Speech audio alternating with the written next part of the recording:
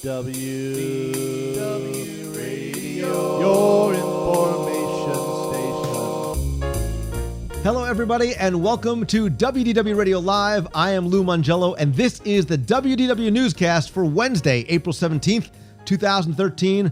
I'm here to help you have the best possible Disney vacation experience, bring you a little bit of Disney magic wherever you are with this live broadcast every Wednesday at 7:30 p.m. Eastern, the podcast, which you can find on iTunes, the blog, special events, my trivia book, CDs, and more. You can find everything over at WDWRadio.com. And tonight's show is sponsored by our friends over at Audible.com, where you can get a free audiobook download by visiting audibletrial.com/WDWRadio.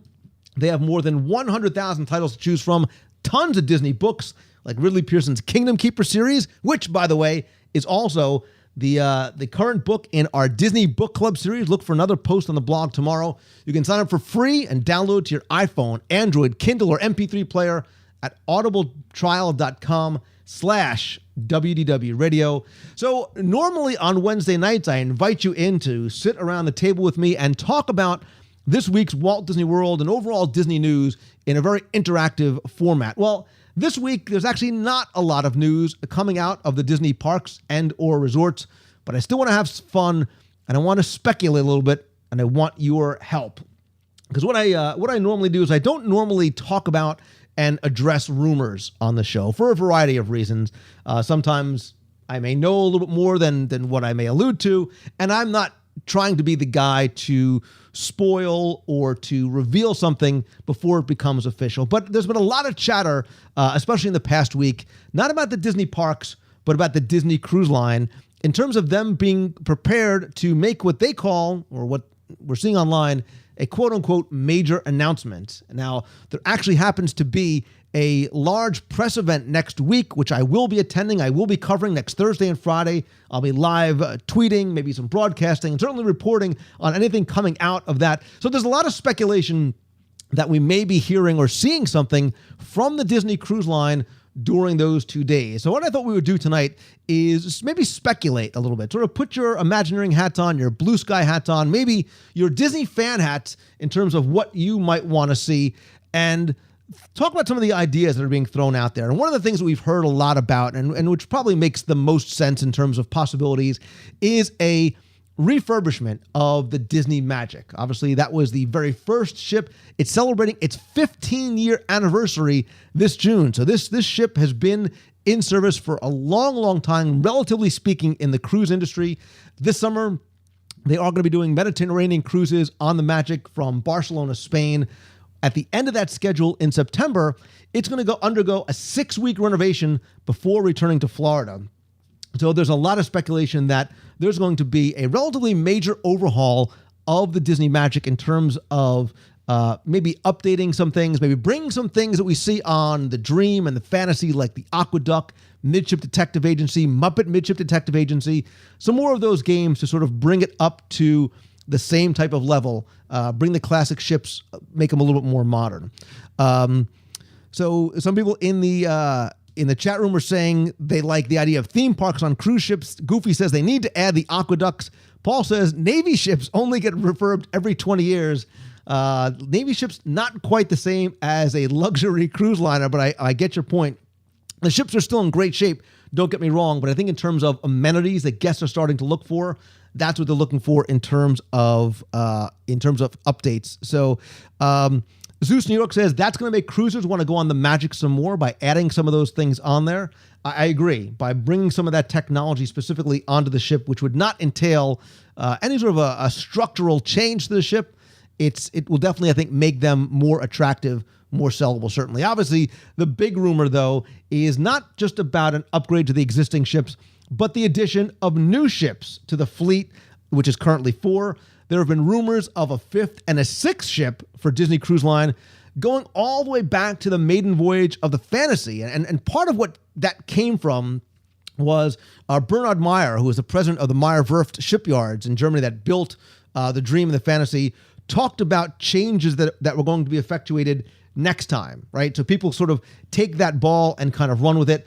We should sort of keep this all in perspective, though, because currently, while Disney Cruise Line does have an option with Meyer Werft for 2 additional ships, their dance card's pretty full right now because they have up until 2015.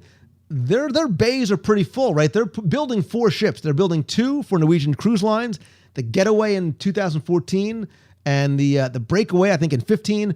Royal Caribbean has the Quantum of the Seas and the Anthem of the Seas coming out in 14 and 15 respectively. So if Disney did have plans to build a new ship in the Meyer Werft shipyards, we probably wouldn't see that until at least 2016. But I think what's interesting about this is, and this is what I want to look to you who are watching live or maybe listening or reading on the blog, is let's talk about this idea of a new ship, right? Let's say, okay, we are going to build 2 new ships. Let's talk, first things first, what size would you like the ship to be? Should it be somewhere between the Magic and the Dream and the Fantasy? Should it be something smaller, right? Maybe more upscale, more intimate, maybe sort of a different level of cruising? Or do you sort of go with what we're seeing in terms of trends in other cruise lines? Do you build the mega ship, right? Do you build that giant floating city at sea? Do you literally take some of that theme park experience and bring it out onto the waters? Ask Maggie says, bigger is better. Bigger like Oasis of the Sea, says WW Genius. While Zeus says, in between the old and the new. Backside of Water says, stick with what works. Make it the exact same size as the Dream and the Fantasy, which are very large ships in and of themselves, but not so much that you get lost, right? I haven't been on the Oasis or some of the other ships, but I understand they are like floating cities, almost to the point that is it maybe potentially too big? Some people are saying they need to take a Disney cruise before I can comment. Other people who are cruisers seem to say the Dream was awesome. Took a little while to learn my way around, which is what I like about that. It gives you a reason to go back, or B, more importantly, why don't you come with us on the Disney Fantasy? 7 days this November. Going to be a lot of fun. A lot of time to enjoy and explore the ship. Becky says something that fits through the Panama Canal so we can see it on the West Coast. Very interesting. Or they could just go around the top of the planet. Either way, they can get around to the West Coast.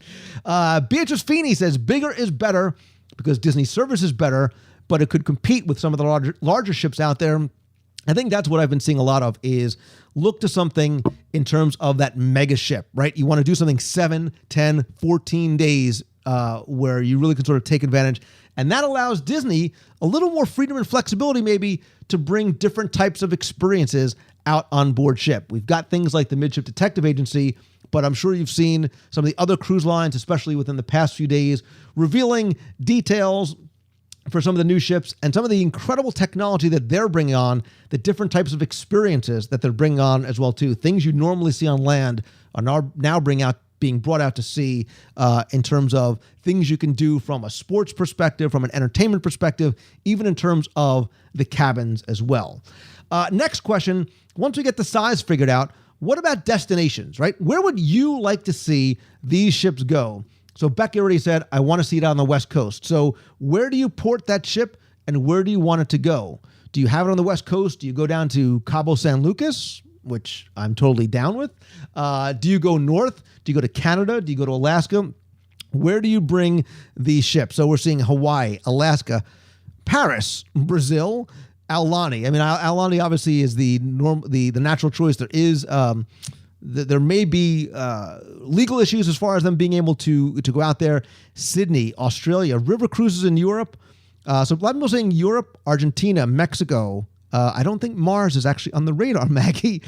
San Diego port going to Aulani, Australia. Australia may be a very, very long, but what about somewhere in between? What about going out to something like Fiji, right? Or Tahiti, something like that. I mean, I don't know how long a trans-Pacific cruise would last if you went from, say, Los Angeles to Japan, something like that. People are saying Boston to the Bahamas. So I think a lot of people are also looking not just to the West Coast, Becky, but they're looking to the Northeast as well. Remember, a huge concentration of Walt Disney World Resort guests come from the Northeast. You know that as well as anybody. It makes sense to have a ship permanently docked up there.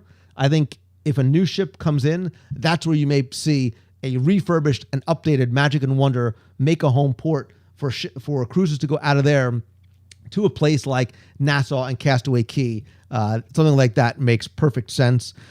James Brace is saying South Africa. Look, I'm happy you guys are dreaming big, man. You're thinking all over the planet, so I dig it. Boston to England. Let's see. a cruise to Haiti, Hawaii, a lot of Hawaiis. So we're seeing a lot of Hawaiis as far as destinations, a lot of Northeast, New York, Boston area in terms of home ports. What about features, right? Some of those features we were talking about, what are things that you would like to see either from other Disney cruise lines or from, you can sort of pick and choose maybe, some things you've seen on other cruise lines. Becky, I know you've cruised a lot. You watched the Royal Caribbean announcement earlier this week. What are some of those things you maybe would like to see come onto the new or even existing Disney ships? So style and smarts, I like how you think. You're talking about more food. You're right in my wheelhouse. Water jetpacks, rock climbing. Yeah, rock climbing is something that's been on ships for a long, long time. I like the idea of a central park, says Crystal Tink 1017. Zip lining, says Mac Attack. An attraction, right? So you sort of want a traditional theme park attraction at sea. New shows unique to the ship. Zip lines, climbing walls. So you're liking those sort of outdoor, on the water type experience that we're seeing. Pirate adventure, seeing the Black Pearl. Something that is a unique experience like the Royal Caribbean North Star. Dark ride on board, a roller coaster, a reimagined Horizons. Remember, you're at sea, limited amount of space. Muppet Mobile Labs, water jetpacks, an updated version of Quest at sea, parasailing. So I think a lot of those things that we're seeing on other ships, and certainly Disney is probably very well aware of what is working on other cruise lines, what's attractive on those lines as well, could potentially be coming. I did see some really impressive technology from some of these other cruise ships. I think you could also bring, I think you see the popularity of places like Palo and Remy in terms of upscale dining. There's ways to continue to attract not just the family crowd and the kids crowd and but the couples crowd, the older crowd, more high-end dining, high-end experiences, more luxury type experiences on board ship, Apollo, a Remy, spa experiences, things like that. Some of the stuff you can do, even in terms of using some of the deck space. A lot of guys really talking about shows. You want more shows out there. So I like the idea that you clearly enjoy the shows, but want to see more of that, right? You want to see even stepped up another notch from what I consider to be Broadway quality shows, especially things like Believe on the Dream is certainly a Broadway quality show coming out there. Peter and the Starcatchers on stage. And now you want to literally bring that Broadway show to their Adventurers Club. Great idea, right? That interactive theater type of experience doesn't necessarily work well with that business model on land, could potentially work very, very well at sea, right? That Adventurers Club, the Explorers Club that was supposed to go into the area between Main Street USA and Tomorrowland, that kind of idea, sort of a living, breathing space where the characters are very much part of the environment. Think sort of Hoop-de-Doo, Adventurers Club. You can certainly have something like that in there as well, too, with a rotating cast where turnover is not important because everything is prepaid. A Kingdom Keepers game, I think you will eventually see. I will guarantee you're going to see that if you come with us on our cruise this November with Ridley Pearson. We've already been talking with Ridley about doing quests, doing tours, doing interactive experiences. That is what Ridley is going to bring to all of us. We're going to be out there again November 2nd through the 9th. If you visit mousefantravel.com, get a quote. It doesn't cost you anything, and you just might be surprised how affordable cruising with all of us on the Fantasy this November is really going to be. So it's interesting in terms of shows, technology, and outdoor physical sport experiences, right? So the Dream and the Fantasy have those virtual tennis, virtual golf, virtual type things, sort of in a closed space. You want to be out there like the Aqueduct, outside, over the water, at sea. I dig it, and I agree with you. Wave pool, great idea, Ask Maggie. Becky, you're right. So many possibilities in the cruise world. The idea of what you can put at sea, that line is very much being blurred with the advance in technology and the size of the ships that are out there as well. You never would have thought you'd have merry-go-rounds and zip lines and those sort of, movable arms where you're sort of in a bubble and being able to be moved around the ship like we saw last week. So very interesting stuff coming out. So, all right, here's where I want you to put your creative hats on. Very curious to see what your answers are. You've got the size of the ship. You've got the home port, the destination, the features. What do you call her? What do you name this? If and we're all speculating, if there's going to be a new ship, what do you name her, right? There are some really good ones that have been used in the past, taken already. Imagination, the Princess, I think the Adventure could be a good ship. What do you call it? And it doesn't matter if it's been used before because, like a book, it doesn't matter if books have the same title. So we're hearing the Spirit, Wishes, Imagine, the Walt, the USS Lou. I don't think it's going to happen, but I appreciate the effort. The Walter E. Disney, Disney Wishes. Sparkle. I don't know if I would go on a ship called the Sparkle. I personally, not very glittery and sparkly. The Marceline. Interesting. I like the nod to Walt. May not resonate with people who don't know Walt all that well. The Steamboat Willie, says Ask Maggie. The Pearl, the Pixie Dust, Imagination, Adventure, Believe. Yeah, Imagination and Adventure are ones that I had on my list. The Quantum. Look at you getting all Tron Legacy in there. The Minnow. Maybe not. The Horizon. The Not Carnival, Jimmy Kenny. I agree. And the Anything But Carnival. Anything is better than Carnival. The Millennium Falcon, the Lily, the Phantasmic, Horus, interesting, Will-o'-the-Wisp, Nod to Brave, the Progression, the Unsinkable, the Dreamfinder, Dave Bell. I like that. What I would love for you to do is I'm going to post this question either in the show notes for this week's show or on Facebook. Maybe I'll post it on Facebook. I'd love for you guys to comment there, see what the sort of the general consensus is, give you some time to sort of put your creative hat on in terms of what you might like to see the ship be named.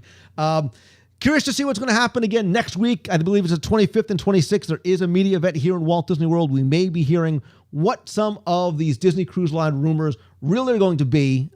It may be nothing as grand as a new ship. It might be a refurbishment, but it's exciting nonetheless to see advances coming to the Disney Cruise Line as somebody who loves cruising and sort of taking that Disney experience and bring it out to sea. More importantly, I love cruising with you guys. Again, November 2nd through the 9th, you can come out with us and our very special guest, Ridley Pearson, his Kingdom Keepers, a series of books.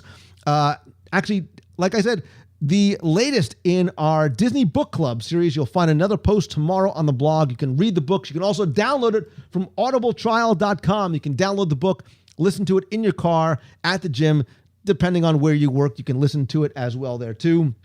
Don't forget, in addition to the show, every Wednesday night, 7:30, you can join us here live to talk about this week's Walt Disney World news. There's the podcast, the blog, the event, including our Meet of the Month, who's coming this weekend, Saturday, April 20th. We're going to be at the Katsura Grill in Japan at Epcot for the Meet of the Month starting at 1:30. Great time to be at Walt Disney World. The crowds have died down after spring break. The weather has been spectacular. It's flower and garden / food and wine. And that night, the Village people are playing, and you guys will hear it first. I actually just released about 5 minutes ago, I interviewed the Village people, or more specifically, a Village person. And rather than wait until this weekend to post it on the show, I released it on the site tonight. So if you visit the blog, you'll see my interview with Philippe, who you may just better know as the Native American. And he talks about the Village people and coming to Walt Disney World, the real story about how YMCA came to be and how almost 40 years later, the popularity of that song and how people still can't get the dance moves down right. Don't forget, too, you can follow me on Twitter. I am at Lou Mongello, Facebook.com/Lou Mongello. You can't friend me anymore. I've hit my limit, but you can subscribe to my profile there. And I will post all my updates there as well, too. Subscribe to the podcast. Download the free WDW Radio app and be sure and check out everything going on at the site as well. I want to thank all of you who are taking the time out of your Wednesday nights to watch live, or if you're listening on the audio feed, watching on YouTube, your Apple TV, your Roku device, whatever it is. I want to thank you sincerely to all of you for letting me share my passion for Disney with you in this and so many other ways. I am Lou Mongello from WDW Radio. Thanks so much for watching. Have a great week, everybody. So until next time, see ya.